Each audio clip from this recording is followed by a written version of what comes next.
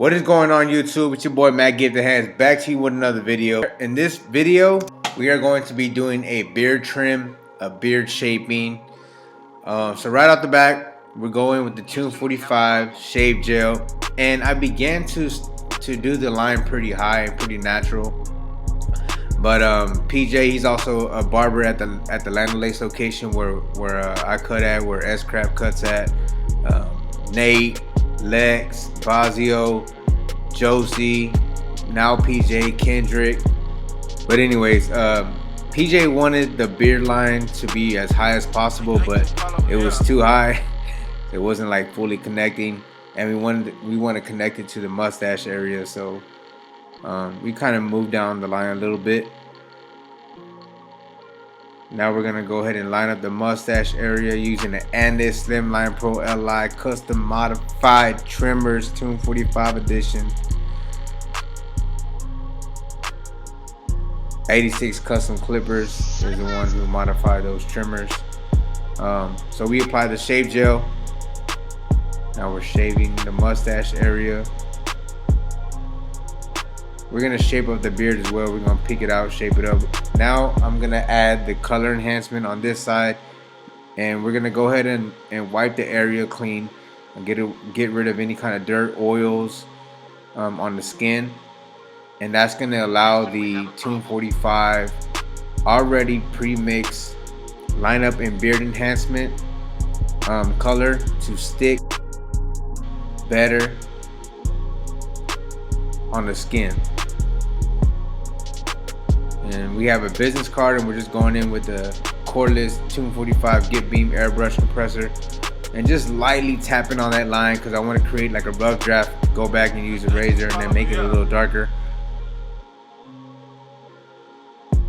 But we're not like taking it higher, we're not adding the line, we're just lightly tapping that line with the color and making it darker. Just takes it to a whole nother level.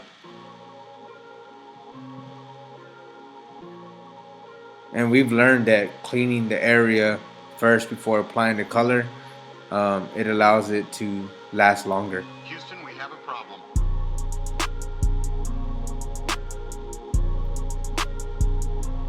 Alright, so we're gonna speed up this side. What you do to one side, you do to the other. It's just I guess a nicer angle, and you can see what I'm doing with the razor.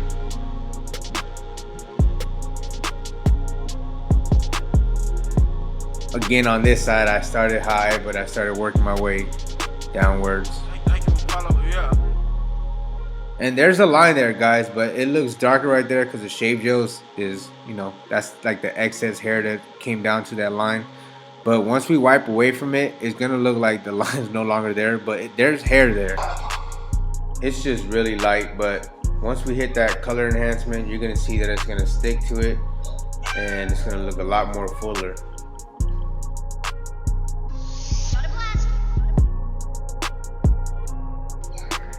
So you already saw me do the other side with the color enhancement using an airbrush compressor, but now we're just gonna match it up. We're gonna still use the business card for our guideline to match it up to the line, and we're just gonna lightly tap that trigger on that gun, and like I said, give it a rough draft and then go back and darken it up, hit it with the razor, and just make sure everything is proportionate. Quick little plug in, man. Shout out to my boy Apollo for hitting me up on Instagram. Started sending me some beats. So if y'all like this beat, make sure you hit the link in the description below. So after we hit it with the razor, as you can tell, everything looks on point. Just touching some things up, adding a little bit more color just to darken it up. We're gonna hit the back of the beard. And this is my favorite part of shaping up a beard, is the actual shape up. Well, you get the point, lining them up, and then this right here, the freehand on the beard, just creating a nice shape. You could always add your professional opinion on the client's shape of the face and to try to match it up with the beard. But then some clients already have a shape that they know that they're gonna look good with, and we just go with that. Or I mean, sometimes you can just tell off the back like what kind of shape the client gets. But anyways, I thought this was like a dope little shot.